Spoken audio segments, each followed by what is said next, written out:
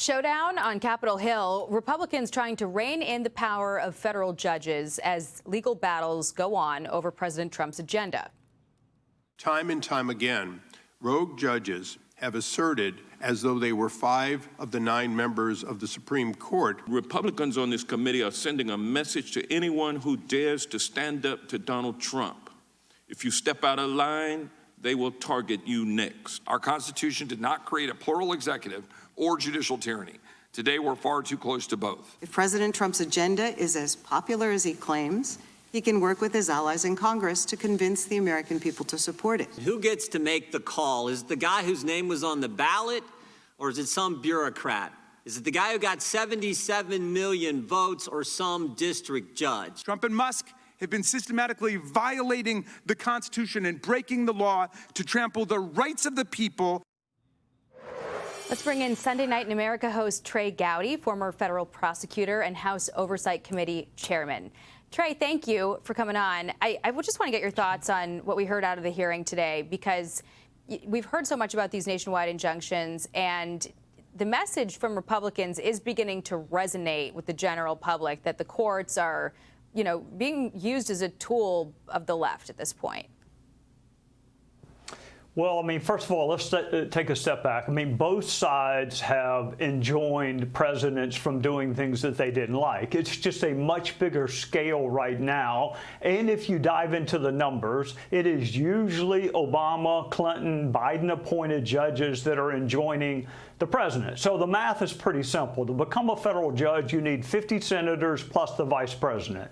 To become the president, you need 270 electoral votes. So they're really not equal with one another, Jackie. And if you think about our legal system, the higher up you go, the more people you have to get to agree with you. If you're on the Supreme Court, you got to convince 4 other people to agree with you. If you're on the Court of Appeals, you got to get one other person to agree with you. As a district court judge, and I used to work for one, I got a lot of them that are friends, but you can do it by yourself. So I don't think that's what was intended, and I think the public doesn't like it, so you're going to see reforms, not impeachments, but reforms. Listen to what Congresswoman Pramila Jayapal said today. I want to get your reaction. If you try to eliminate birthright citizenship, jail people for free speech, slash funding and fire people, and eliminate departments that are actually established by Congress, if you try to use Cold War era regulations to do mass deportations, then yeah, you're going to get nationwide injunctions. So maybe if you don't like the injunctions, stop doing the illegal stuff. I mean, isn't the court supposed to determine whether something's illegal? I mean, did her last line hurt the Democrats there in their argument?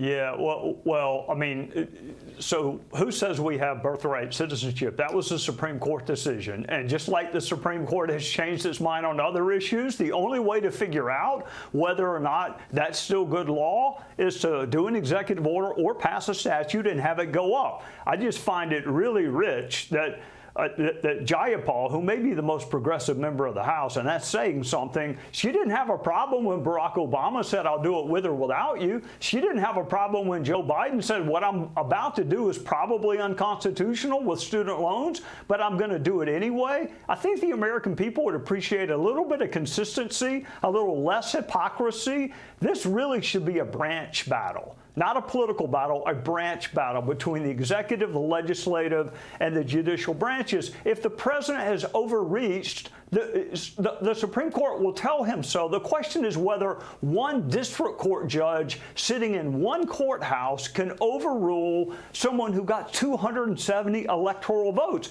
That's the issue. If you want to move it to the appellate court, if you want to create original jurisdiction in the Supreme Court, I don't think people would have a problem with that. But you have a single district court judge who may have barely made it through confirmation overruling a president, and I think that does trouble people. Speaking of Obama, Congresswoman Jayapal might be surprised to hear what his appointee to the Supreme Court said on this issue. Take a listen. It just can't be right that one district judge can stop a nationwide policy in its tracks and leave it stopped for the years that it takes to go through normal process. Your final thought there. Yeah, she said that while Joe Biden was president. I hope she still believes that with Donald Trump, because the judiciary would have a lot more respect if they didn't kind of ebb and flow depending on who was in the White House. I noticed the date. That was Joe Biden when Republicans were trying to enjoin him.